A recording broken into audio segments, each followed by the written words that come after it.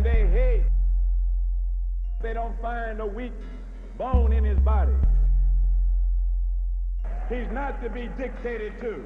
He's not to be controlled by outside forces. He's a man who says what he pleases. He goes where he pleases. He does what he pleases. For the very reasons that we love him. We love him because he unites us together as brothers and sisters. There are many who desire to control his tongue.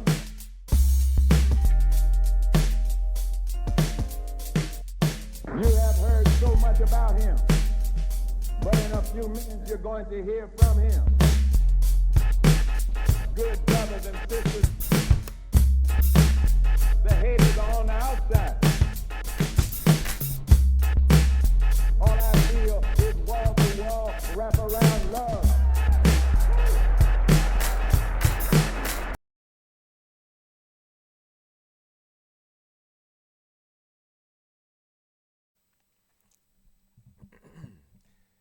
All right. All right. Check, check. All right. Well, I guess we're here again. I'd like to thank everybody for tuning in. This is Apology, and this is the Daily Cope, and you are not in the wrong place. You are in the right place. Oh man, this has been a crazy, week again. Fully aware that you guys mostly see these a week later than when I record them, but that's neither here nor there. It's all the same crap. You know the deal. 5 topics. We're gonna go down and see where this path leads. Once again, follow, like, share. I want to thank anybody who has watched, liked, or commented. Keep the comments coming. I am creating provocative thought so to get reactions and get a conversation started with people. I want to start doing debates on TikTok, but that depends on how much feedback we're getting in the for this time being. But anyway, I know that a lot of the things I've been saying have been kind of inflammatory to people. I hope not in a bad way, but I really need people. Even if your reaction is, you know what, this guy's an a-hole, he's crazy. I want to plant the seed of what I'm saying, so at least you expound on the thought and think around the thought rather than focus on the one thing that really kind of pissed you off. But just think about the things that kind of branch off from that and how those feelings can be developed from all those surrounding circumstances. But anyway, too deep. Let's without further ado, let's just go ahead and get into our main topics. All right, number 1, told you so. I've been trying to figure out why so much of America is mad at minorities, but specifically black people in general. And it's really something that I'm and I don't like to admit this when it's true, is that I really am completely baffled by that and confused on what the issue is. Now, you had the time where the TikTok phase where people were doing their black fatigue videos where white people were tired of black people complaining. Black fatigue is real. I think society as a whole is there. We are just so unbelievably fed up with the ghetto ratchet behavior, entitlement, the victimhood, that they want to praise this woman. Just so we're all on the same page, she is talking about that white woman who's about to become a millionaire for calling a black 5-year-old boy the N-word. She is talking about a white woman who used a racial slur against a little black boy, and she is saying the reason why people are praising her is because they're sick and tired of black people's ghetto-ness and complaining and being perpetual victim. Her back for the rest of her life. Yeah, because that's not thuggery, hoodrattery, animalistic. This This is why people have black fatigue. When you act like this, it's not normal behavior. People do stupid stuff. People say stupid stuff. That's life. It's not normal to threaten to unalive people because you don't like what they're doing. Now, if we're being 100% real, there is a area where some black people blame white people for everything. Even things that are of their own making and own design. But with the systemic racism in this country, that's a real thing. I mean, it's kind of infectious in a black person's life.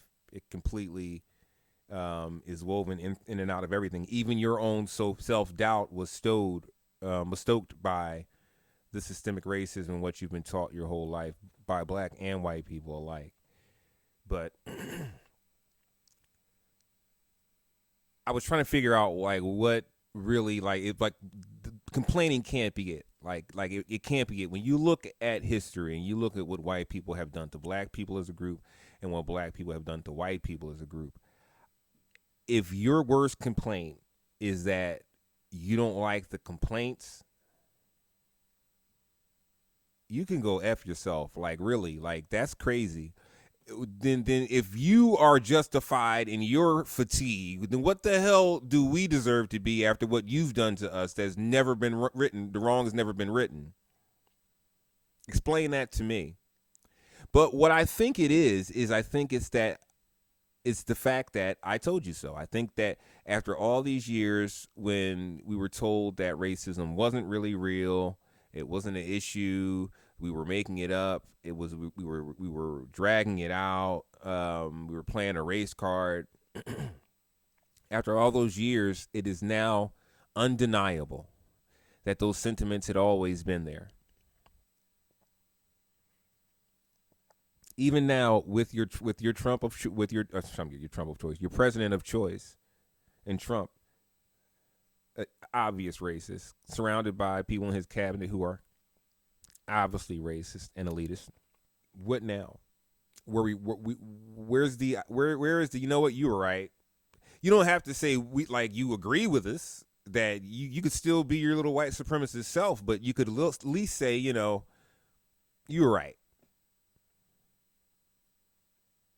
Which leads me to Kamala Harris. This is why I think so many people are still mad at her, is because, as usual, the educated black woman called it precisely. I'm not here to say I told you so.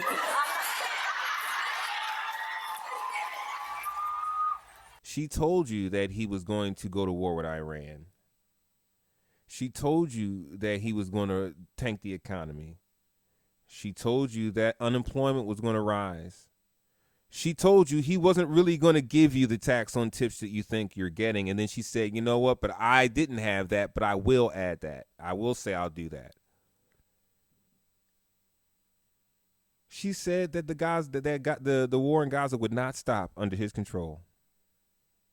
She said that he would help Putin win this war in Ukraine, which is what he's doing.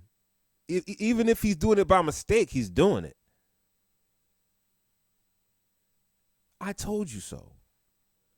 And one of the things I still like to see from the left and the right the same, even the right guys who have come over and say, you know what, I'm done with Trump, they still cannot say Kamala Harris was right.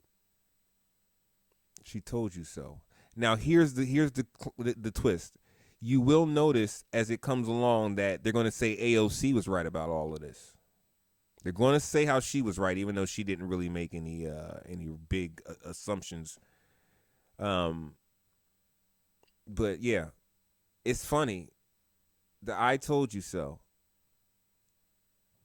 And I myself told people about what's going to happen militarily. I told everybody he was going to try to invade each and everything he could. He's going to try to get his little filthy hand in everywhere to make a quagmire and then withdraw from it and get praise for getting away from the quagmire that he created.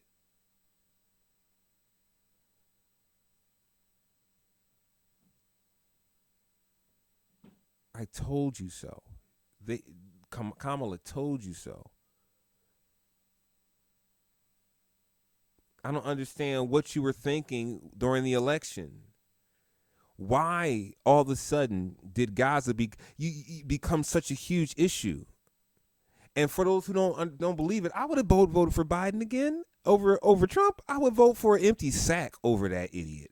He is literally just a buffoon who's just surrounded by evil, like evil and misfortune for everybody who's around him. This is why he's bankrupt 7 times. He went bankrupt 7 times. Because everything he touches turns to crap. He gained fame from disliking the first black president. That's it. That's where he gained his fame from. And we told you, and Lyndon B. Johnson told you, if you blame all of the poor white man's problems on a minority, you could pick their pocket. They're so focused on hating that minority.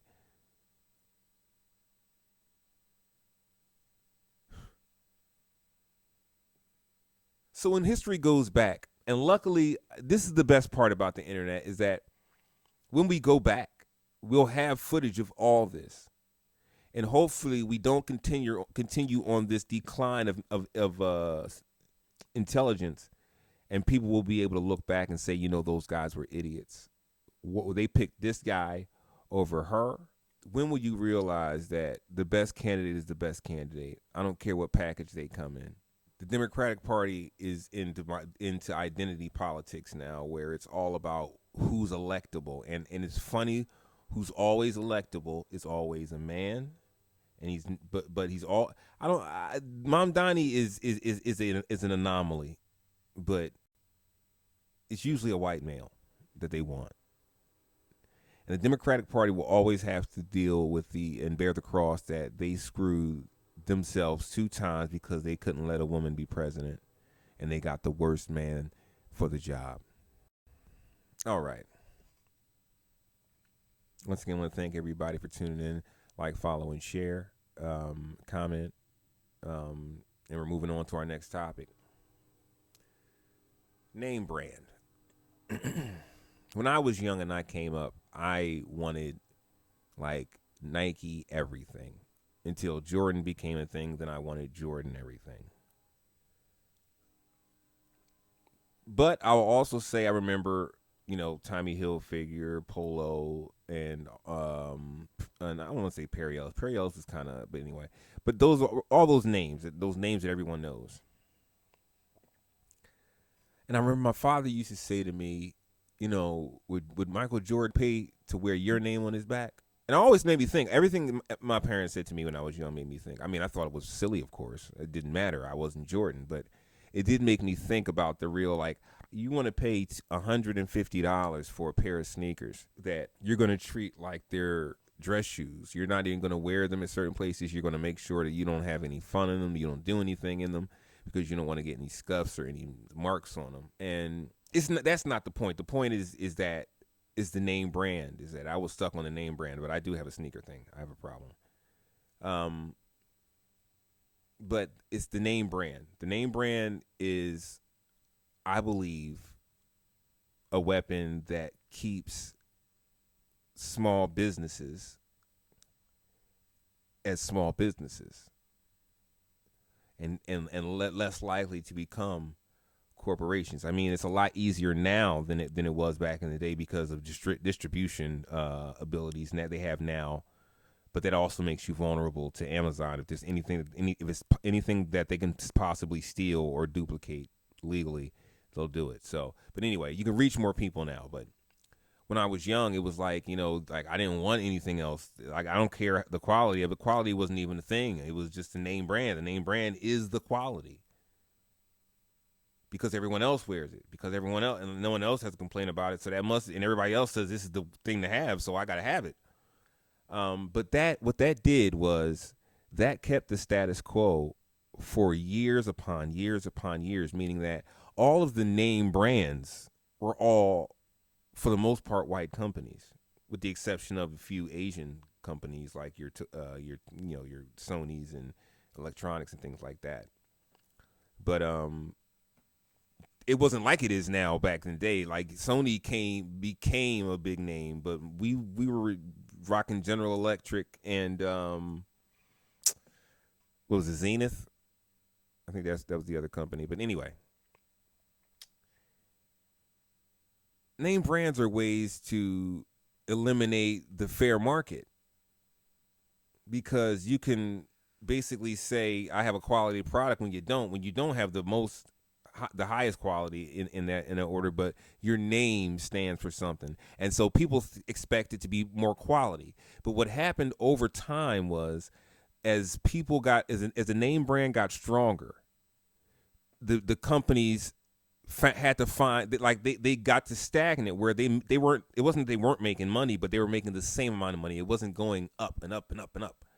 So what they would do is they would find a way to cut a corner, whether it be getting rid of employees or finding a cheaper component to put in the product. This is why, like, even things like Tasty Cakes or any kind of like Hostess cakes, they taste different now. It's because they found a cheaper thing to put in there than what they used to put in there before. And that cheaper thing doesn't taste the same. It may still make the same product consistency, but it doesn't make the same taste. And that same thing with cars. Cars are putting little plastic pieces in where a metal piece would have been welded in before. It's now a little plastic piece that's just shoved in there. Or instead of where each individual part runs by itself, it has an overarching AI system that runs everything. And if something goes wrong with the AI system, it shuts the whole thing down. So I mean, like, we are evolving and learning more, but we're also making things worse and getting dumber at the same time. It's like you need to know when to slow down and slow your roll. Things now spend less time in the testing and focus research phase, and it's just like straight to the floor. It's like they're making changes on the fly. Like, all right, like, I'm a gamer. And if those gamers out there who will know exactly what I'm talking about, when you get a new game, like say when Grand Theft Auto 6 comes out, and first they've already delayed it because the game wasn't ready before they started selling it. So now they're going to put a game out here in front of us where it's going to be patches every single week, if not every single day, more downloads. The file's going to get bigger and bigger and bigger and bigger and start pushing other games off of your hard drive. But the reason why they have to keep patching things every week, every day, is because the game wasn't tested enough. It wasn't actually put through the rigors to see what the flaws in the game were. They're not really trying hard, and that's because they cut down on crew because they want to get as much profit out of the game as possible. So that instead of having a team full of super geeks to sit there and test every single inch of that game, they got one guy who's just going to keep doing it over and over again and keep trying to find little things. It's like, it's more profitable, but not more efficient, and we're not getting good product. We as consumers need to stop these brand name companies from changing the secret sauce. Like, I liked whatever you made when you made it originally. That's what I want you to keep making. I don't want you to try to find a cheaper way to make that. I could care less about your cheaper way to make that. You should be charging the same price. You find a new product to get people to buy, to make more money. You don't try to streamline the product you've already hit a home run with. You keep messing with the secret sauce. Your name brands are worth nothing anymore. And if you look at it, this new generation of the youth, that's why they love the Temus. They love the In the Boxes and the Shins. They love all that off-market stuff because they know they're going to get crap. Why pay a lot for it?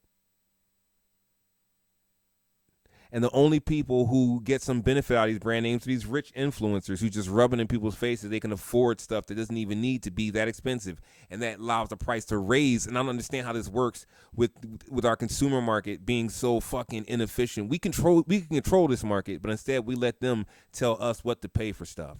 And then you feel privileged to be able to buy it at an overprice, and you rub it in everybody else's face. It makes no sense to me.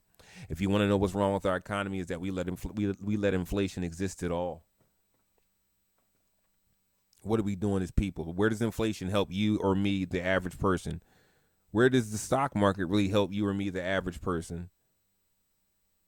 Everybody doesn't have a 401k.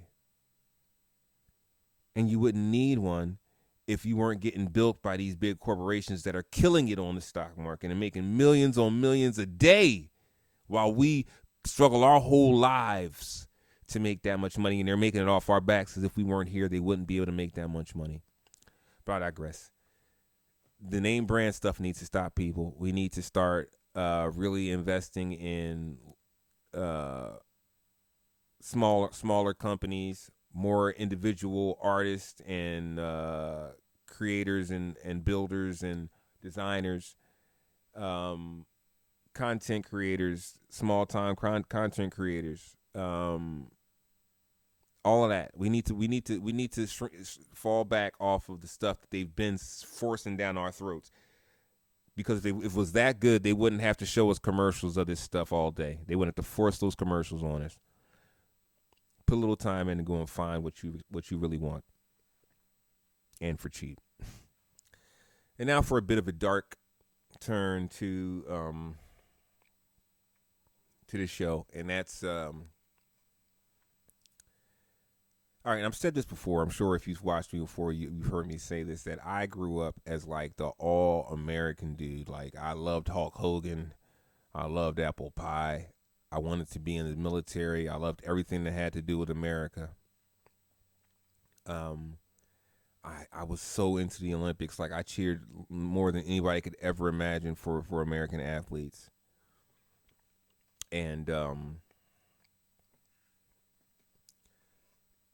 meet me today and talk to me today, I am literally the exact opposite. I've learned that soldiers and Olympians, soldiers are not the honorable people that we were taught to think that they were. They're not. I'm not just going to say they're not honorable at all. I was going to go too far, but their honor goes as long as the paycheck goes. That's for sure. And Olympians are,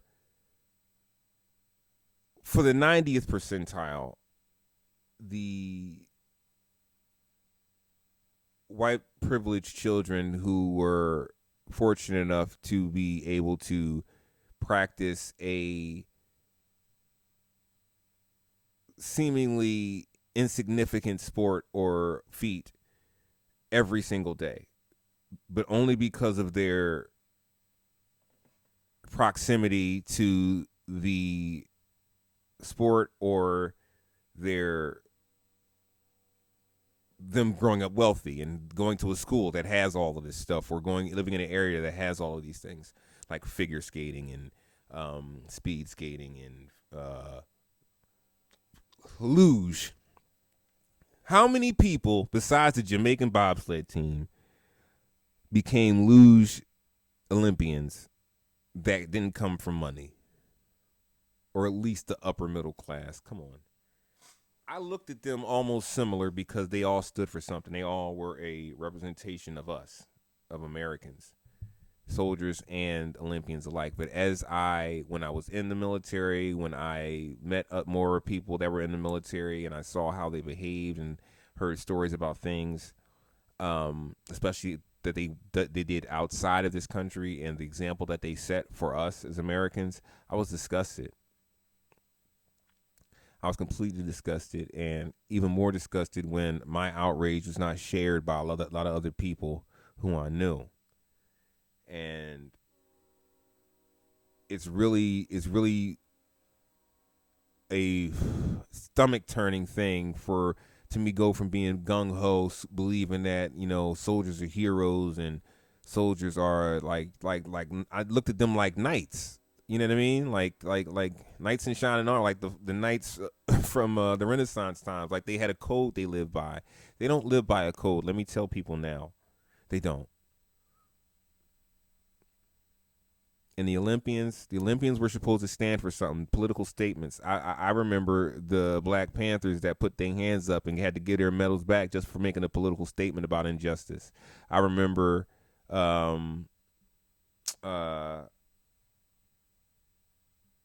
actually, you know what? Now that I think about it, that many Olympians didn't make stands.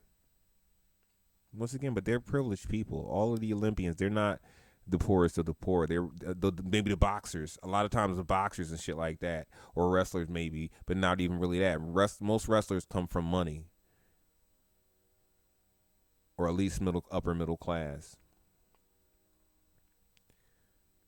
But these people at this time, with what America is doing, they made no stands.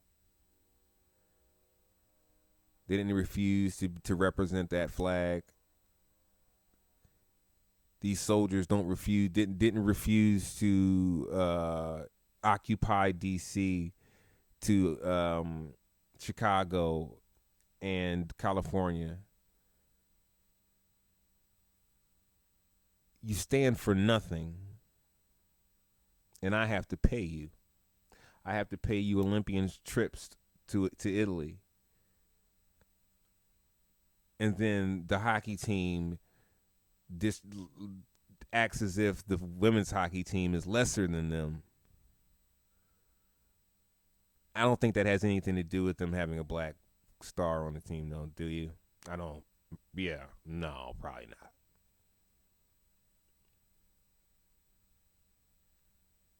These people were supposed. Where I used to hold these people on shoulders, like, hey, and you could ask my mother. I was a big Mary Lou Retton fan. That's how much of a Olympian lover I was, and how my grandfather was a soldier. I had pride. I had pride in the military service. I have family that are in the service, that were in the service. I lost friends that were in the service. So it hurts to say this, but I have no respect for these people anymore.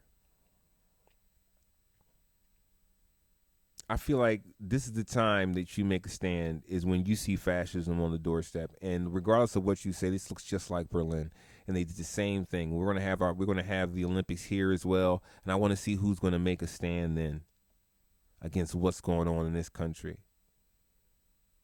You're just worried about getting tickets to the World Cup. You come home and I will forever love the Eagles, the Philadelphia Eagles, that did not go to the White House, because they stood for something. And they didn't make a big thing about it. It's quiet. Sometimes you could be quiet and make a hell of a message. But these people know. First of all, the soldiers don't have a choice. I pay you. And now I see that now I see what you stand for. I don't approve. I don't care if you like that or not. I don't approve. I'm the boss, not you. You are not the boss of anything. Your guns do not make you a man. It's how you show restraint. How you lead those who need to follow. And what you're going to do now is you're going to lead young men to death.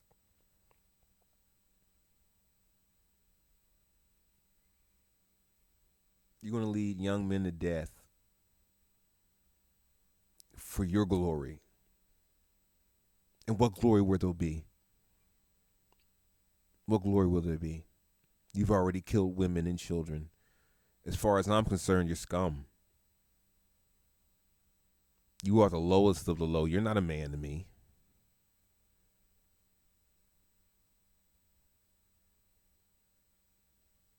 And I hope that makes you angry, so you see how petty of a man you are.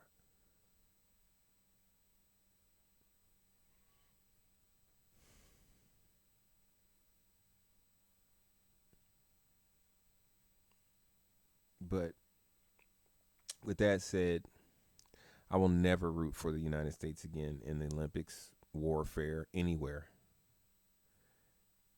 The United States has to earn my respect back. Because, once again, I'm a consumer. I'm buying it. I'm paying, I'm fitting the bill. So I want some fucking results. And I've watched them squander everything that a Democratic president has tried to fix. I've watched the people allow Republican to screw it up every single time. And it's getting old. It's getting so old. And the same people who sat there and said that they wanted peace, and the president is a Christian, he's the peace president, those same people have now watched him go into war and they're supporting it. But this is the best part about it. Knowing that our Olympic team and those soldiers are so based on no DEI, there's a less high chance that brown people aren't going to be dying here. You put a lot of us out. A lot of women, you put them out. So this is all going to be the stupid maggots all on their own. Good luck. Sayonara. I hope your machismo serves you well as you commit your war crimes. And for all the Olympians, you will be remembered in history for what you did with this man, for your allegiance to a fascist. Does anybody remember any of the Olympians from the Munich Games in Berlin? Anyone? Yeah. Didn't think so.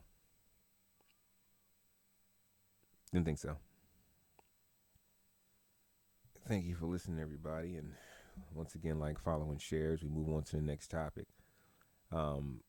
Please drop your comments, and I promise to reply. Charlie and Jesse. Who guessed it? Charlie Kirk and Jesse Jackson. In the month of in Black History Month, Jesse Jackson passes away. A black history icon. And Trump says nothing about him except he didn't like Obama.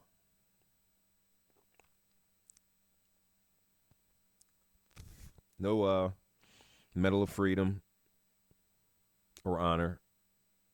No flags lowered to half staff.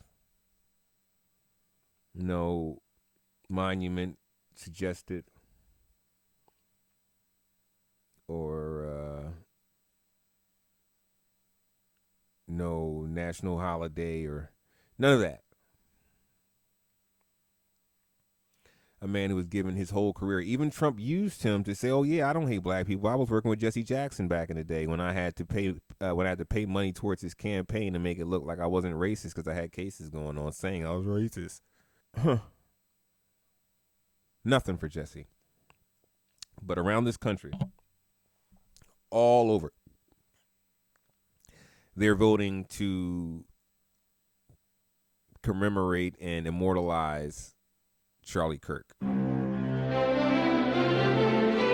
Charlie Kirk, a man that created his own death. If he was Charlie Kirk and he was the same dude and didn't say all the hateful things he said, he'd still be alive today. On the other hand, Jesse Jackson had to watch his mentor, best friend in the world, get assassinated for saying love the man who hurts you, who harms you. A man who preached love. He also had his issues with racial issues about, anti-Semitic comments, but that's how him and Donald Trump came together, and most people don't know that. But well, they were helping each other escape some allegations. But anyway, nothing for him. But we're going to get a Charlie Kirk. But Charlie Kirk's banner was dropped over and this is the wild thing. They dropped Charlie Kirk's banner over the Board of Education. What? The irony of this was what this country is going through right now is like mind-boggling. It is brain scrambling. I literally feel insane. Like this is just a dream, like a wonderful story that I'm writing in my own brain that no one would believe.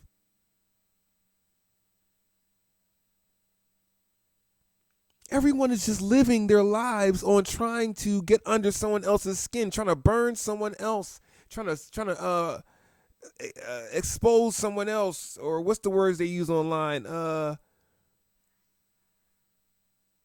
Whatever, like it's just everyone's just trying to get at everybody else. Our whole country has turned into trolls. I want you people to think about the phrases that you live by of nice guys finish last and cheaters always win. I want you really to think about this. They have got you, the cheaters and the non-nice guys have got you to believe they're right. And believe me, they are willing to step to way lower levels than you are. This is why you don't believe that Donald Trump is the monster he is, because you can't believe that someone's like that. But believe it, you do not get that wealthy being a nice person. You have to have some sort of sadomasochistic views where you believe that people deserve to starve as long as you have millions just sitting collecting dust. Or even worse, making more millions when you could easily just help people. It's like, what the hell happened, man? Charlie Kirk is a piece of dog shit. He's not even a piece of shit. He's a piece of dog shit. I don't love Jesse Jackson, but I respect and appreciate what he did for my people in a time where we didn't have nobody. He put his neck on the line for he gained fame and gained some wealth because of that, but he's not like wealthy. He put his life on the line. He put a lot of his friends and family in danger. Once again, he watched his mentor and friend die for nothing.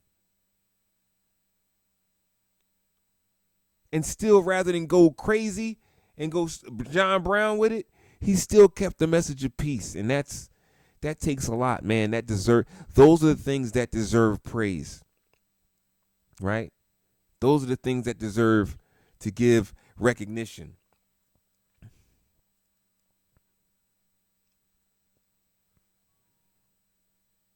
When are we going to learn? When are we going to learn the main message? And it's not going to be by idolizing Charlie Kirk, because what that's going to do is that's going to make black people even more bitter at this country than they have ever been before. And it's going to empower the slimy, disgusting, racist white people who are just trolling the world right now.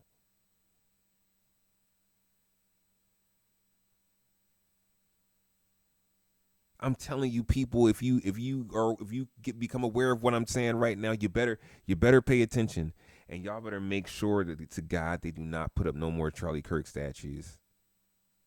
That one is already too many, but where he died at, I can understand that, but no more. No more. It's like the troll is done. This is past trolling now. He's a despicable man. He was a despicable man. And there's nothing you can ever do that's going to force remorse for this man.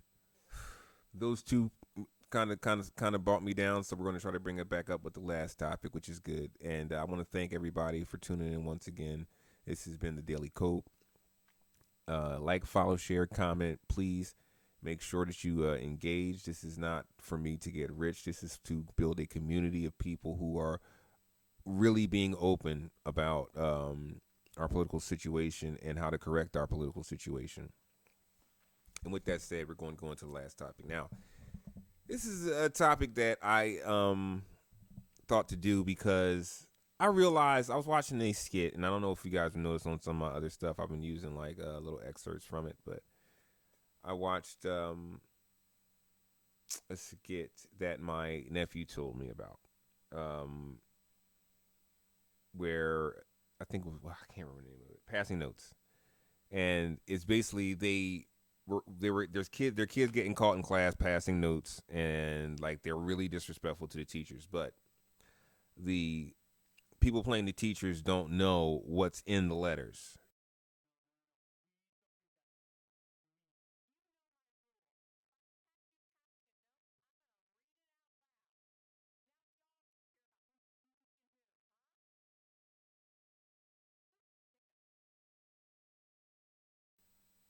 So they're reading it live right there, so they're cracking up, and it was just very fun. It made it very even more humorous than it was already. So what I'm getting at is that I've always been a fan of SNL,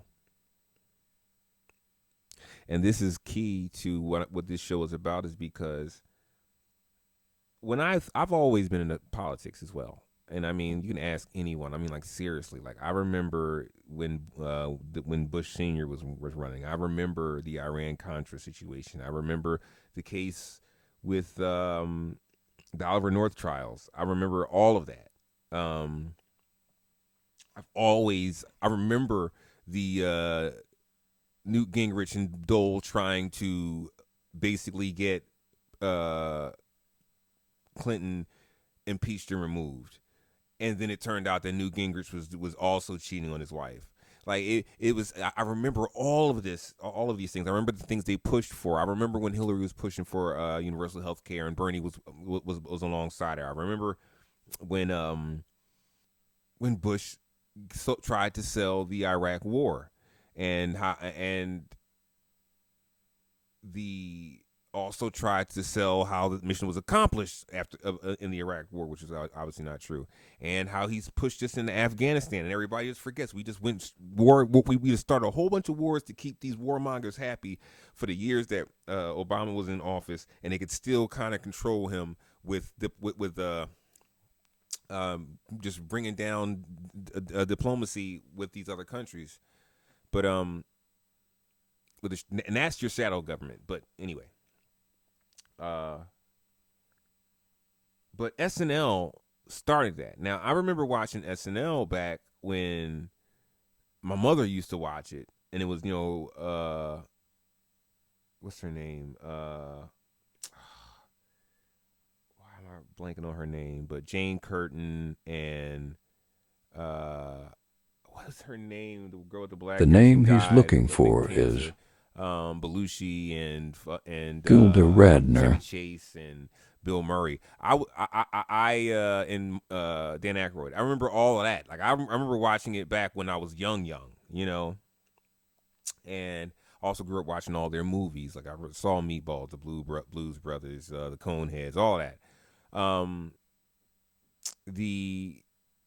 But SNL has always had a strong, like, political message. Underlying message. They always had, like, Chevy Chase used to do President Ford, and Eddie Murphy used to do Jesse Jackson, and Dana Carvey used to do Bush, Perot. Phil Hartman used to do a great Clinton. And I know a lot of people don't remember this, but the late, what the hell's his name? Norm Macdonald used to do a pretty good Bob Dole. But I'm a person that sees something, and when I hear a name, I want to know everything about that person. So in the years before the internet existed, I would watch the news and wait to hear those names, and then I would listen to what was going on with those people. And, like, the news was, like, very informative back in the day. It was, like, only made for smart people. But now it's made for, like, the average moron, which is a problem. You never dumb down the content. But the SNL is part of my political journey. And, like, even when Living Color came out, people used to make fun of me because I still watched SNL. Like, I watched both, but, back in the day, you had to choose one or the other. It was like Tupac, Biggie. And the same thing with Mad TV. When that came out, I was still watching SNL, man. Everybody fell off. No, I don't think it fell off. You just lost your attention span. It's the same show. But it really is. It really is great, all the way down to the Weekend Update. Weekend Update has been good through every era, as far as I'm concerned with. But once again, it gives you it's like it's where the Daily Show. Why the Daily Show was a thing? It was a Daily Show before the Daily Show was a Daily Show. Really.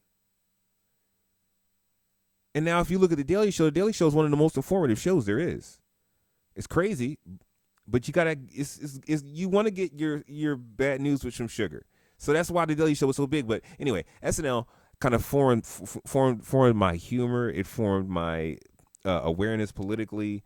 It was never an all white cast, which was always important to me as a black child because I felt like everything just did not include us. There were so many shows back at that time that just did not have any black people at all. And if they did, it was like a caricature or a butler or some shit like that.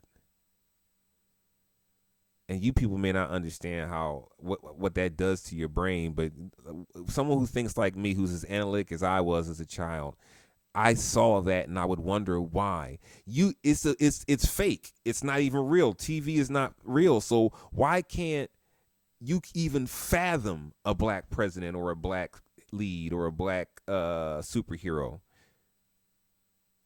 Everything is yours. You can't even fathom a black person doing anything great or miraculous, but you can picture a white person being John Wick. Never made sense to me, but SNL is an American staple. You think about who we've gotten from there. Once again, Eddie Murphy. I'm too much smoking. Bill Murray. These are award-winning actors. These are like the top of the top. Michael Myers. Every movie he's made, I believe, has been a blockbuster except So I Married an Axe-Murderer. Adam Sandler, one of the top billing actors right now. He Happy Madison has made nothing but profitable films. We lost Phil Hartman, who was great. He was all around great. One of my favorite comedians ever. John Lovitz. Dennis Miller, Seth Meyers now, Colin Jost. Like we have it's Keenan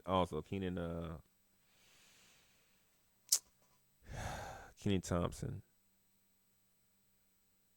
It's really, and Chris Rock. I mean, I can't stand Chris Rock, but he did come from there. But with that said, like I feel like that is something that people need to really, give the flowers to. I really think Lauren Michaels did something right there. And then I watched the movie. If you've never watched, I can't remember the name of it. Look it up, check it out. It's about the first episode, when them getting the first episode off, and it was a great movie. I wish it was a little bit longer, but it was a really, really a great movie. So, yeah, just wanted to say that. Love SNL. I would love to actually one day be able to host that, to be a guest on there, be a writer for it, whatever. I do whatever for it. And that is what it is. But that's our show. I want to thank you guys for tuning in to the Daily Cope. Issues are just things for us to talk about and communicate about. Like, once we find a way to communicate regularly without, coming to blows and getting offenses at everything we say, we won't. When we do that, we'll be really we'll really evolve and move on as a society and as humans. We can take it to a new level. But until then, let's stop leaning to the left. Let's stop leaning to the right. And let's try to move forward. I'm Apollo the G, the Philly Special, and this is the Daily Cope, and this is a piece. Deuce.